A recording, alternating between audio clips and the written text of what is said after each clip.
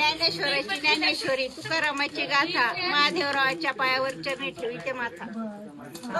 रामाने राज्य दिलं भारताने नाकारलं आजीनाथचे जीवन सौभाग्य स्वीकारलं सौभाग्य चलेने काचाचे चुडे आजीनाथचं नाव घेते सवसनी पुढे. महादेवाच्या पिंडीवर दिलीप रावांचं नाव घेते तुमचा मान राखून. सोन्याचा कळस राजेंद्र रावांचं नाव घ्यायला मला नाही आळस. बरोबर.